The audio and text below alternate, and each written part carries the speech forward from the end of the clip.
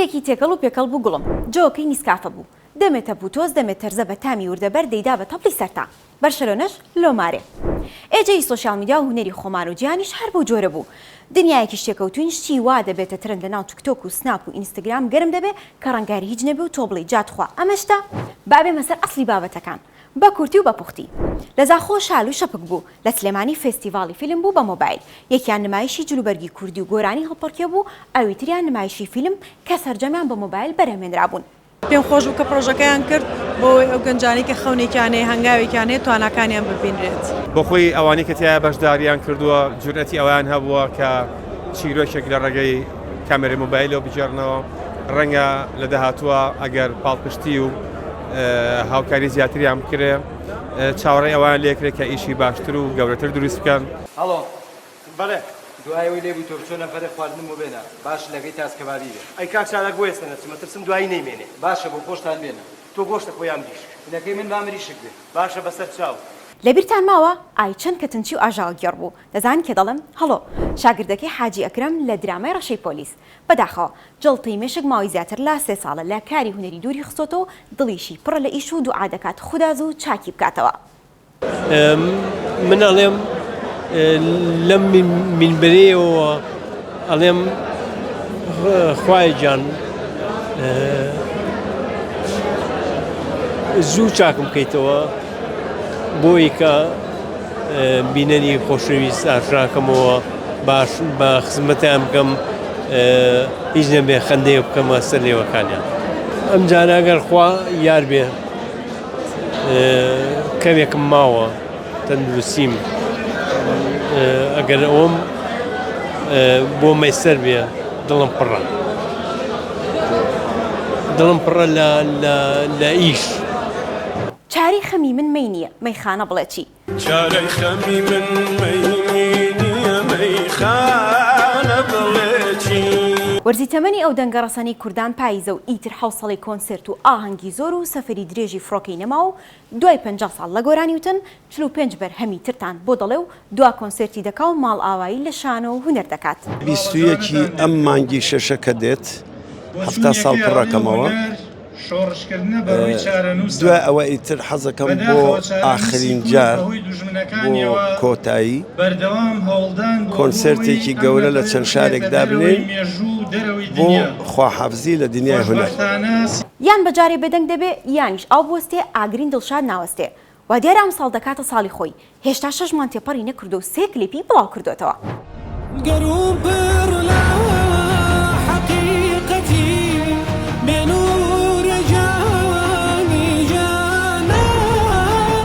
لەگەڵ خۆما تەنها بم بەڵام قەینا ڕۆژێک دێ ناگریم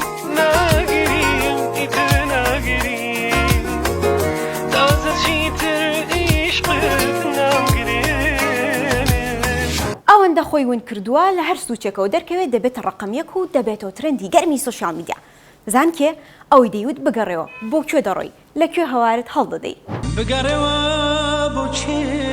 دەڕۆی لەکوێ هەوارت هەڵدەدەی ڕەنگە ئێمە تەنیا بە دیمەن ڕوو ڕۆڵە کۆمیدیەکانی بیناسینەوە بەڵام ئەو هەر ڕۆڵێک ببینێت دەبێتە پاڵەوانی ڕاستەقینەی چیرۆکەکە ژانناوی ئەو فیلمە بوو کە ماهیر حەسەن تێیدا ڕۆڵی باوکی کچێکی بیرکۆڵی دەگەڕا کە ڕوبەڕووی دەستدرێژی سێکسی ببووە دوای چەند ساڵێک لە بەرهەمێنانی لا فێستیڤاڵی نیشتیمانی فیلمی کورد لە شاری ڕەشت لە ئێران خەڵاتی باشترین ئەکتەری بردەوە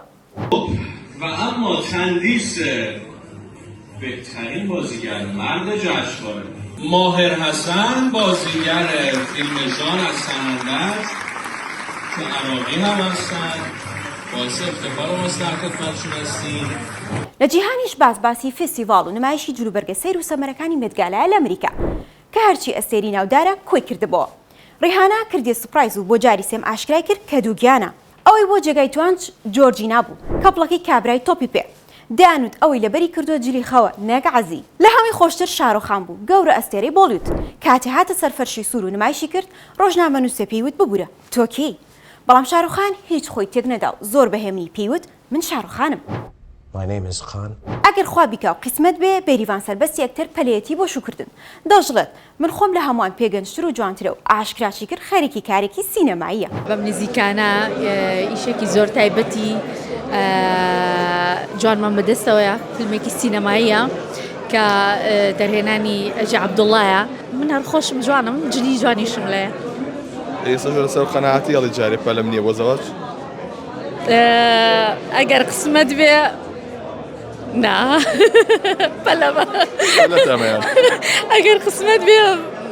بۆ ناقەی چێکە خۆ منیش وەکو خەڵکە قابلە چییە؟ بەم ڕۆژگارە لەم شایی بوو ئەو شایی گۆرانی بۆ بکوزاوە دەڵێت کەچی خۆی بووکەکەی بەدزیەوە گواستەوە و لەسەر کارتی بانگێشتەکەی نووسی ئەم ئاهەنگە تایبەتە و وێنەگرتن بە هەموو جۆرێک قەدەغەیە.